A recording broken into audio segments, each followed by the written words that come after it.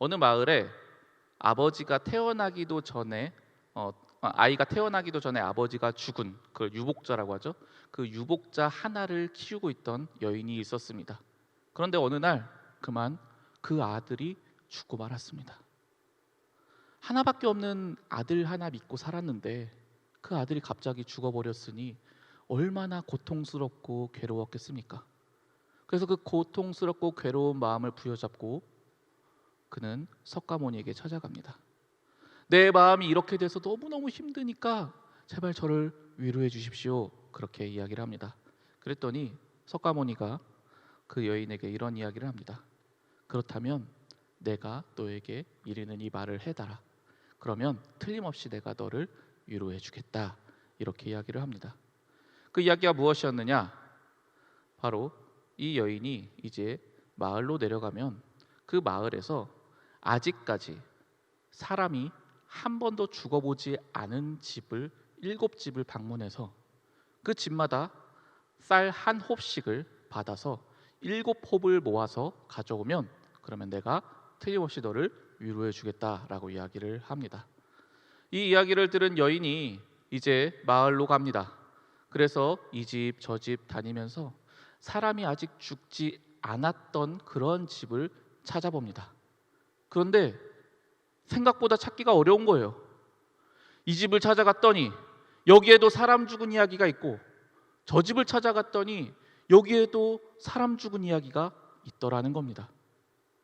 그렇게 이 집 저 집을 여인이 다니다 보니 어느새 그 사람들의 죽음 이야기, 그 가슴 아픈 가족의 이야기를 들으면서 그녀의 마음이 조금씩 치유되는 것을 느끼게 되었습니다. 그리고 그녀가 석가모니 앞에 갔을 때에는 이미 그녀의 마음에 평온함을 찾을 수 있었다라는 이야기입니다. 여러분, 이 이야기에서는 불교의 핵심 가르침인 이 깨달음에 대해서 이야기를 하고 있습니다. 어떤 깨달음이냐? 지금 너가 당하는 그 고통은 너만 당하는 게 아니다. 모든 사람들이 다 겪는다라고 하는 깨달음입니다. 이 깨달음을 가진 사람들을 도를 득도했다고 하지요. 근데 여러분, 사실은 바로 이 이야기의 핵심이 실은 우리가 살아가는 이 세상에서 우리에게 주는 위로의 메시지의 핵심이기도 합니다. 여러분들이 각종 SNS나 인터넷의 글들 또 예능 프로그램들을 보면 그 위로의 핵심이 무엇인지 아십니까? 너만 겪는 고통이 아니야. 사실 모두 다 그 고통을 겪고 있어. 이것을 우리에게 알려줍니다. 그리고 그 사실은 우리에게 분명한 위안이 됩니다. 그런데 이 같은 이야기가 공교롭게도 성경에 똑같이 하나 등장합니다. 예수님께서 어느 날 나인이라고 불리는 성에 찾아가셨을 때의 일입니다. 이 성 근처에 오니까 갑자기 어떤 장례 행렬이 이렇게 나오는 거예요. 궁금해서 제자들이 물어보니까 그 성 안에 과부가 한 사람이 있었는데 이 과부의 외아들이 죽었다는 겁니다.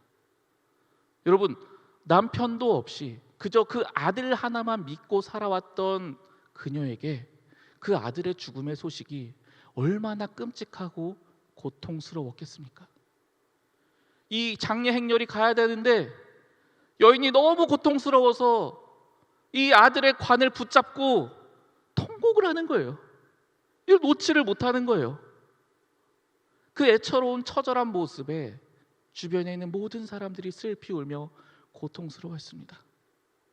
그런데 우리 예수님께서 바로 그 장례 행렬로 찾아가십니다. 그리고 그 여인을 만나셔서 그 여인에게 이렇게 이야기를 하십니다. 주께서 과부를 보시고 불쌍히 여기사 울지 말라 하시고, 주님께서는 그녀를 너무나 불쌍히 여기셨습니다. 그래서 울지 말라고 위로해 주셨습니다. 그런데 예수님은 여기서 멈추지 않으셨습니다. 그 지나가고 있는 장례 행렬을 아예 멈춰 세우셨습니다.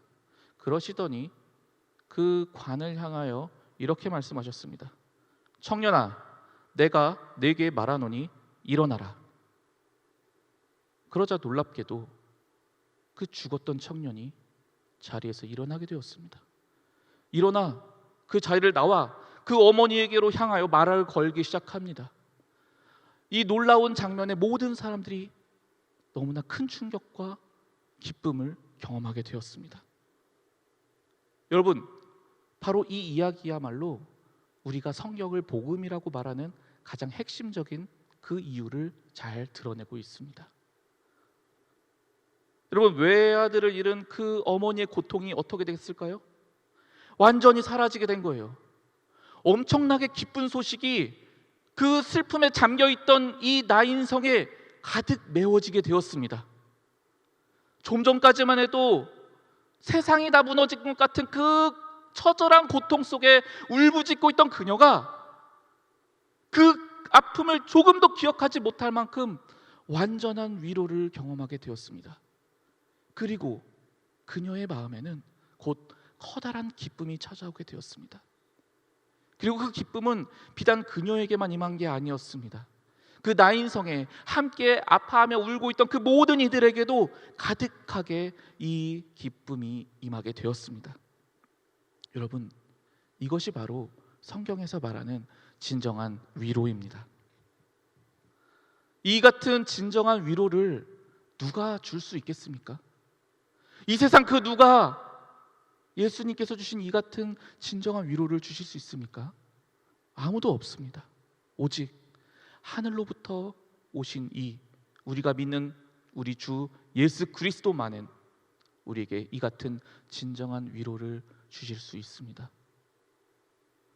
앞서 그 석가모니의 일화에서는 우리가 무엇을 알게 됩니까? 나만 겪는 고통이 아니구나, 나만 혼자 힘든 게 아니구나, 이것을 깨닫게 됩니다. 옆에 사람을 보아도, 저 사람을 보아도 각각이 고통스러워하는 또 다른 이유들이 있습니다. 고통스러워하는 또 다른 상황들이 있습니다. 그것을 보면서 우리는 깨닫습니다. 아, 그래, 나만 힘든 게 아니지. 네, 거기에서 분명히 우리는 위안을 얻게 됩니다. 그러나 여러분, 그것이 진정한 위로가 됩니까? 그것이 우리에게 진정한 기쁨을 가져다 줍니까? 결코 그렇지 않습니다. 이 여인에게 있어서 진정한 위로는 오직 한 가지, 그 죽은 아들이 다시 살아나는 것, 그것 외에는 없었습니다. 그리고 예수님께서는 바로 그 같은 일을 그녀에게 베풀어 주심으로써 그녀에게 진정한 위로와 기쁨을 주셨던 것입니다. 사랑하는 청년 여러분, 오늘은 예수님께서 이 땅에 오심을 기억하며 또다시 오실 그 주님을 기억하는 대림절이라고 하는 절기의 첫 번째 주일입니다. 여러분, 이 대림절 맞이하여 우리가 한번 예수 그리스도의 오심과 그 오신 모습과 그 이유를 한번 생각해 보았으면 좋겠습니다. 예수님께서 이 땅에 오셨을 때 어떤 모습으로 오셨습니까? 초라한 말구유에 태어나셨습니다. 아주 비천하고 낮은 삶을 살다가 죽으셨습니다. 왜 예수께서는 그렇게 사시다 가셨습니까? 예수님이 왜 오셨는데요? 십자가를 지기 위해서요? 네, 그렇다고 한다면 여러분, 십자가를 지는 것만이 목적이라고 한다면 굳이 그렇게 고통스러운 삶을 살지 않으셔도 되는 것 아닙니까? 그냥 좀 더 평범하게 사시다가, 좀 더 평안하게 사시다가, 그러다가 마지막에만 십자가를 지시면 될 일 아니겠습니까? 그런데 왜 주님께서는 비천한 자들의 삶의 자리에 똑같이 가셔서 그 엄청난 고통을 겪으시며 생활고를 겪으시며 가슴 아픈 일들을 겪으시며 눈물을 흘리시며 마지막에는 배신당하시고 그리고 불의한 재판을 겪으시다가 비참하게 죽으셔야만 했습니까? 성경은 그 이유를 바로 우리를 진정으로 위로하시기 위함이라고 말합니다. 주님께서는 피상적인 위로를 우리에게 주고 싶지 않으셨습니다. 내가 아파하고 있는 그곳에 주님께서 찾아가고 싶으셨습니다. 내가 무엇 때문에 고통하고 있는지 그 고통을 알기 원하셨습니다. 그래서 주님께서는 친히 그 하나님의 영광의 형체를 기꺼이 버리시고 낮고 천한 이 땅에 오셔서 우리를 구원해 주셨습니다. 바로 이것이 오늘 본문이 우리에게 기뻐하라고 말한 이유입니다. 여러분, 오늘 본문에서는 우리 보고 기뻐하라고 합니다. 그런데 상황은 전혀 기뻐할 일이 아니에요. 하나님께서 나를 버리신 것만 같은 고통이 우리에게 찾아오고 있습니다. 아니, 심지어 어머니마저도 나를 버린 것 같은 그러한 아픔에 있습니다. 그런데도 오늘 본문은 우리에게 줄기차게 너희들은 기뻐하고 즐거워하라고 말합니다. 왜요? 이 같은 진정한 위로를 주시기 위해 진정한 위로자께서 우리에게 찾아오신다고 약속하셨기 때문입니다. 바로 그분을 기억하고 바로 그분을 기다리는 절기가 대림절입니다. 사랑하는 우리 청년 여러분, 여러분의 삶의 자리는 각 사람마다 다 다릅니다. 이번에 고3 친구들 오셨는데 수능 시험 치르셨죠.